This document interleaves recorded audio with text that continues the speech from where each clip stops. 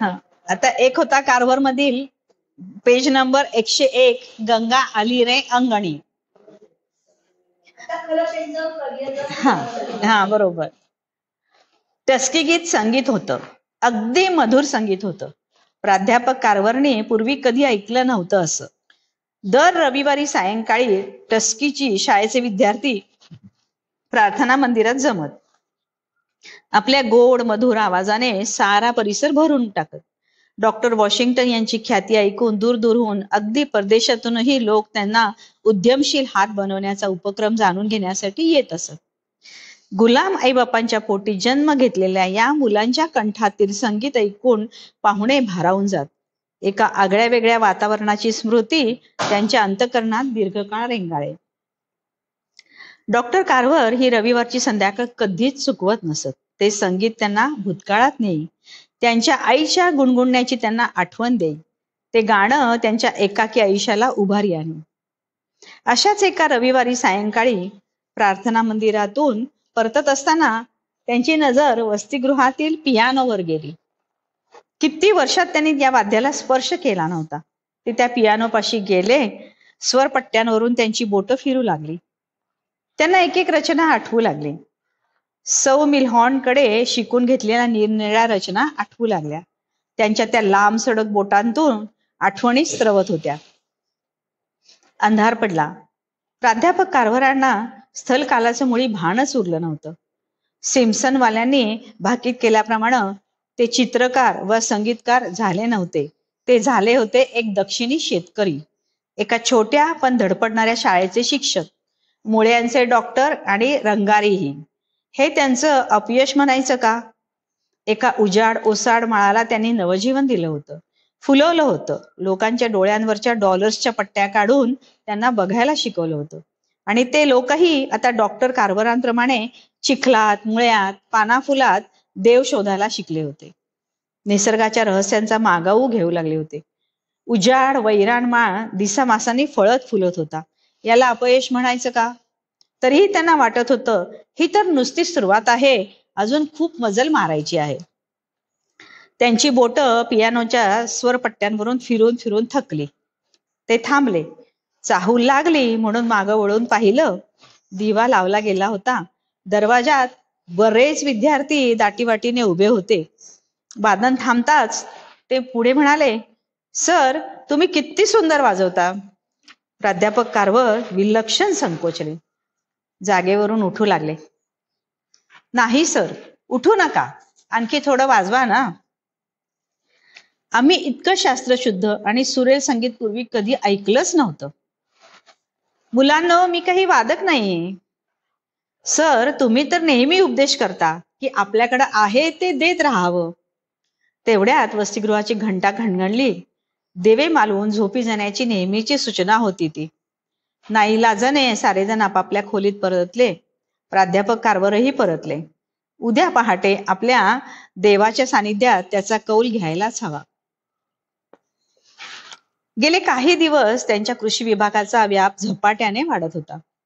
पैसा अपुरा पडत होता. त्यांनी केलेले प्रयोग फायदेशीर ठरल्याने त्यांच्या विभागासाठी जास्तीत जास्त जमीन लागवडीसाठी देण्यात आली होती, पण पैशाअभावी बेत चढीस जात नव्हते. डॉक्टर वॉशिंग्टन आपल्या अमोल वक्तृत्वाच्या जोरावर संस्थेसाठी फंड गोळा करत. ही अलौकिक देणगी प्राध्यापक कारभार यांच्यापाशी नव्हती, पण कालच्या पियानो वादनाने आणि विद्यार्थ्यांनी केलेल्या प्रशंसेने काही नवेच विचार त्यांच्या मनात घोळू लागले होते. थोड्याशा संकोचानेच त्यांनी शाळेचे कोषाधिकारी श्री वॉरन लोगन यांच्या पुढे एक प्रस्ताव मांडला. वाद्यवृंद तयार करून त्यांच्या कार्यक्रमाद्वारे पैसे उभे करण्याचा. श्री लोगन डॉक्टर कारभारांना पूर्णपणे ओळखून होते. उत्तरेकडचा हा अबोल विनम्र संशोधक किती कर्तृत्ववान आहे हे ते जाणून होते. आजवर डॉक्टर कारभारांनी जे जे कार्य हाती घेतलं होतं त्याला अपेक्षेहून कितीतरी अधिक पटीनं यश लाभलं होतं. मातीचं सोनं करणाऱ्या प्राध्यापक कारभार यांनी मांडलेल्या नुसत्या प्रस्तावावरच निर्भर होऊन श्री लोगलनी साऱ्या दौऱ्याची आखणी करायला सुरुवात केली. डॉक्टर कारभार फावल्या वेळात पियानोवर रियाज करू लागले. विद्यार्थ्यांनाही आता इतक्या दिवसांच्या अनुभवाने सरांच्या कोणत्याही कृतीबद्दल नवल वाटेन असं झालं होतं. नवल तरी कशा कशाचं करावं, आणि तेही रोज एक. दौरा यशस्वी झाला. आपल्या वाद्यवृंदाच्या कार्यक्रमातून ते आवश्यक तो निधी जमवू शकले. याही पेक्षा एक अधिक फायदा या दौऱ्यामुळे झाला. या दौऱ्याच्या निमित्ताने त्यांनी खरी दक्षिण अमेरिका पाहिली. तिथले आपले दलित निग्रो बांधव, त्यांचं दारिद्र्य, त्यांचं अज्ञान, त्यांची होत असलेली उपेक्षा आणि आबाळ सारं काही उघड्या डोळ्यांनी पाहिलं. अजूनही दक्षिणेत गुलामगिरी ही नैसर्गिक अवस्था मानली जात होती. निग्रोला दुय्यम मानव म्हटलं जात होतं. मुक्ततेनंतरही निग्रोच्या सामाजिक स्थानात फरक पडला नव्हता. अजूनही त्यांना सार्वजनिक ठिकाणी, सार्वजनिक वाहनात, एवढंच काय सार्वजनिक बागातही मज्जा होता. रस्त्यावरून जाणाऱ्या गोऱ्याला ओलांडणं किंवा आडवं जाणं या निग्रोच्या गुन्ह्याला चापकाची शिक्षा मिळत होती. सामोऱ्या येणाऱ्या गोऱ्यासाठी त्याला रस्ता सोडून बाजूला व्हावं लागत होतं. स्वतःच्या हिमतीवर शिक्षण घेऊन नोकरी करणाऱ्या, व्यवसाय करणाऱ्या निग्रोचा होणारा उपमर्द ही तर नित्याचीच गोष्ट होती. कोणी अस्मिता दाखवू धजलं की पाठीवर आसूड बसलाच. अजूनही निग्रोला श्रीयुत किंवा श्रीमती आपल्या नावामागे लावता येत नव्हतं. लावल्यास शिक्षा ठरलेली, चामडी सुटेपर्यंत चापकाचे फटके. पुन्हा न्याय मागायची सोय नाही. मागणार कुठे? न्याय देवता ही गोऱ्यांचीच. कुठलंच संरक्षण नाही. मग चेहऱ्यावर उदास लाचार हसू कवच्यासारखं बाळगून जीव जगवण्याची केविलवाणी धडपड. दाक्षिणात्य म्हणत, आमच्या निग्रोच्या चेहऱ्यावर नेहमीच हसू असतं. कोण म्हणतं गुलामगिरीत ते सुखी नाहीत? तीच नैसर्गिक अवस्था त्यांना मानवते. बहुजन समाज, शेतकरी, मोडकळीला आलेली ही लाकडी खोपटं, त्यात राहणारे ते निग्रो बांधव, आपलं अस्तित्व जगवण्यासाठी जीवापाड कष्ट असलेले त्या लाकडी खोपटात माणसं तरी किती? डझनाच्या वर. लहान मोठे सारे एकत्र राहायचे, एकत्र खायचे, हातावरतीच घेऊन, चालता चालता किंवा भिंतीला पाठ लावून उकिडवं बसून. एकत्रच निजायचे. बिछाना वगैरे भानगड नाहीच. खिडक्या, तावदानं, पडदे यांची माहितीच नाही.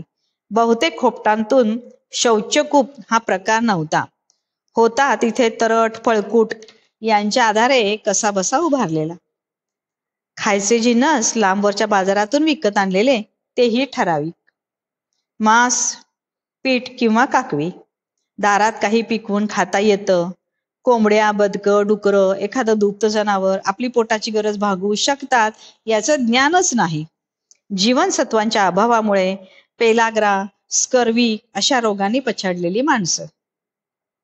पिण्याचं पाणी कोसा 2 कोसांपासून आणलेलं, त्यामुळे पाणी पिण्यात काटकसर. इतर वापर तर फार दूर राहिले. परिणाम व्हायचा तोच होता, कातडी भेगाळत होती.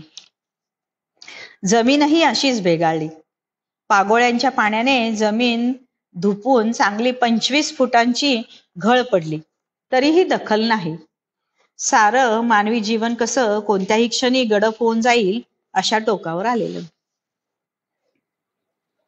दौऱ्यावरून आल्यानंतर त्यांचं मन एका वेगळ्याच दिशेने विचार करू लागलं. समाज प्रबोधनाचा आगळा अभूतपूर्व उपक्रम डोक्यात शिजू लागला. या आपल्या बांधवांना जागं करायला हवं. ती माझी नैतिक जबाबदारी आहे. डॉक्टर वॉशिंग्टन पुढं त्यांनी आपले विचार मांडले. त्यांना उत्पादन कसं करावं, कशाचं करावं आणि या उत्पादनाचं पुढे नेमकं काय करावं हेही शिकवणं आवश्यक आहे. घर बांधून त्यात राहायला, दूध दुभत्यांची सोय करायला शिकवलं पाहिजे. टस्किगीनं त्यांच्या दारात जायला हवं. डॉक्टर वॉशिंग्टन या उपक्रमाला मान्यता न देते तरच नवल. 1899 साली पहिल्या फिरत्या कृषी विद्यालयानं जन्म घेतला. आपल्या कार्यक्रमाची व्यवस्थित आखणी करून एका हातगाडीवर सारं सामान व्यवस्थित जमवून निवडक विद्यार्थ्यांसह प्राध्यापक कारवर मोहिमेवर निघाले. टस्किगी शाळा शेतकऱ्यांच्या अंगणात जायला निघाली. खेड्यापाड्यातून घरोघरी हिंडताना आपलं म्हणणं सप्रयोग समजावून देण्यासाठी तेथील माती, प्राणी यांच्या तपासणीसाठी काही साधी का होईनात उपकरणं त्यांना बरोबर न्यावी लागत. ही उपकरणं मांडण्यासाठी, आपली प्रयोगशाळा फिरतीवर नेण्यासाठी म्हणून त्यांनी स्वतः आराखडा काढून त्याप्रमाणे एक नवी हातगाडी तयार करून घेतली. या दौऱ्यात प्राध्यापक कारभार आपल्या गरीब बांधवांच्या खोपटातून राहत. आपल्या मृदू बोलाने, विनयशील स्वभावाने, अकृत्रिम स्नेहाने त्यांना आपलंसं करत.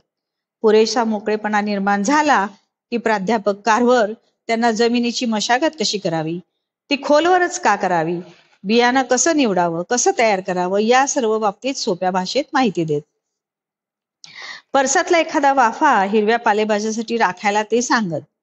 स्वस्तातल्या बियाणाची लागवड करून घेतलेला भाजीपाला त्या शेतकऱ्यांची पूर्वापार 3 मकारांपासून सुटका करू शकत होता. मीठ म्हणजे मांस, मिल म्हणजे पीठ आणि मोलॅसिस म्हणजे काकवी. चौरस आहारांच्या अभावी त्या शेतकरी समाजाला पेलाग्रा व स्कर्व्ही रोगांनी पछाडलं होतं.